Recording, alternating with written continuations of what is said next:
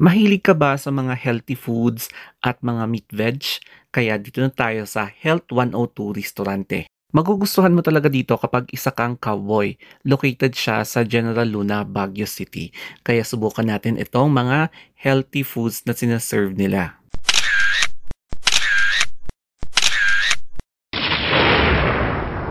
Katabi ng Health 102 ang Beswilan Cardiac Clinic tapos yung Dugiis Dental Clinic.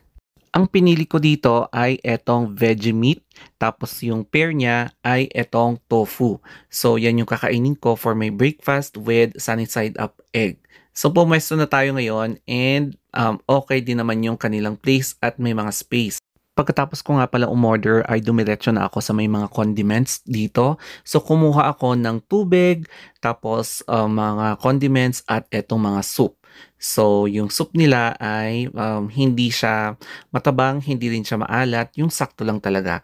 So ito nga pala yung ating breakfast, fully loaded breakfast meal with free soap. Unahin naman nating papakin etong veg meat. So meron siyang beans, onions, tapos nung pagkatikim ko sa kanya, hindi siya matigas. So sakto lang talaga yung pagkaluto sa kanya.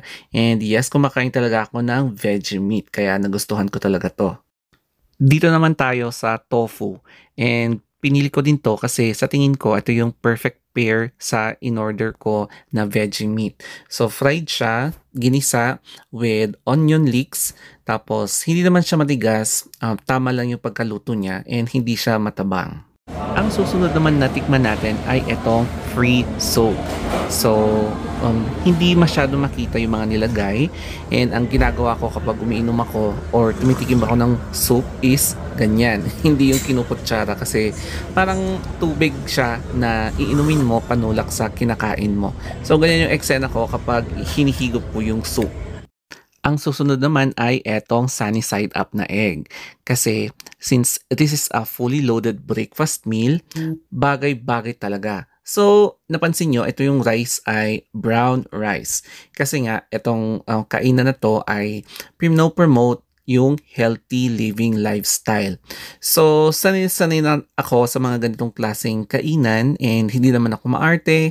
Cowboy-cowboy lang yung eksena. So, nag-enjoy ako dito kahit na mag-isa kasi may mga corners dito na pang loner, pang introvert katulad ko. O, di ba?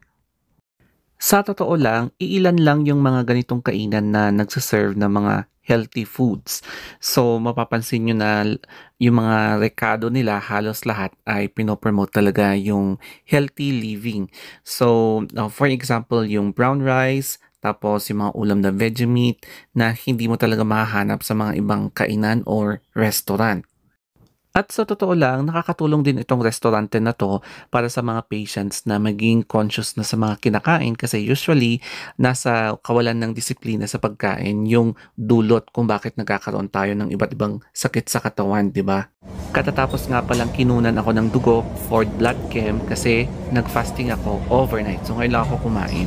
Actually, sa video na ito ay humirit pa ako ng isa bang sabaw. Kasi nasarapan talaga ako sa timpla ng sabaw na to kasi ang healthy talaga at hindi siya maalat. So since 8 o'clock AM na, may isa pang oras ako para mag-antay dahil yung result ng aking chemistry na ipapa-check up tapos magpapadentist pa ako after nito. So thank you for watching dito sa ating vlog for Health 102. Kaya goodbye and God bless.